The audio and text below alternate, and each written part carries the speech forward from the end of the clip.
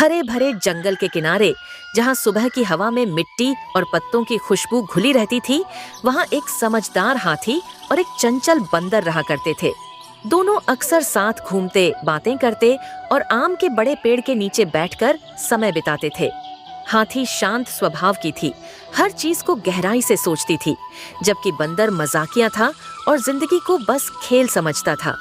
एक दिन जंगल के रास्ते से गुजरते समय हाथी की नजर एक छोटे से आम के पौधे पर पड़ी। वह बहुत छोटा था, जैसे अभी अभी जमीन से बाहर आया हो।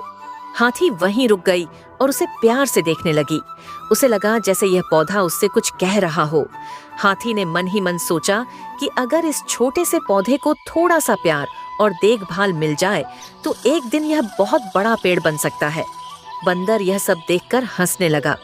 उसे यह सब बेकार लग रहा था। उसने हाथी से कहा कि इतना छोटा पौधा कभी कुछ नहीं बनेगा और इसमें समय बर्बाद करने का कोई फायदा नहीं है। लेकिन हाथी ने उसकी बात नहीं मानी। उसने तय कर लिया कि वह इस पौधे की देखभाल करेगी। उस दिन से हाथी रोज उस पौधे के पास आने लगी। वह अपनी सूंड से धीरे धीरे पानी देती, तेज धूप में उसे छाया देती और कभी कभी उससे बातें भी करती। जंगल के कई जानवर उसे देखकर हंसते थे, लेकिन हाथी को किसी की परवाह नहीं थी। उसके दिल में विश्वास था कि मेहनत कभी बेकार नहीं जाती। समय बीतता गया, कभी बारिश आई, कभी तेज धूप पड़ी, कभी हवा ने पौधे को हिलाया, लेकिन हाथी हर हाल में उसके साथ खड़ी रही।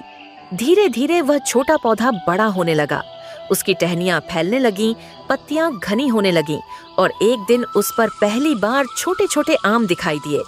जब आम पकने लगे तो हाथी बहुत खुश हुई। उसे अपनी मेहनत पर गर्व महसूस हुआ। अब वही बंदर जो पहले मजाक उड़ाता था, रोज उस पेड़ के पास आने लगा और मीठे आम खाने लगा। जंगल के और भी जानवर वहां आने लगे।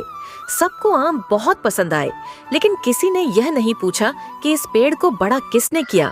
किसी ने हाथी को धन्यवाद नहीं कहा। सब सिर्फ आम खाते रहे और चले गए। धीरे धीरे हाथी के चेहरे की खुशी कम होने लगी। एक दिन वह आम के पेड़ के नीचे अकेली बैठी थी। उसके दिल में दुख था, लेकिन वह चुप थी। उसे यह समझ आ गया था कि लोग अक्सर फल की कद्र करते हैं, जड़ की नहीं।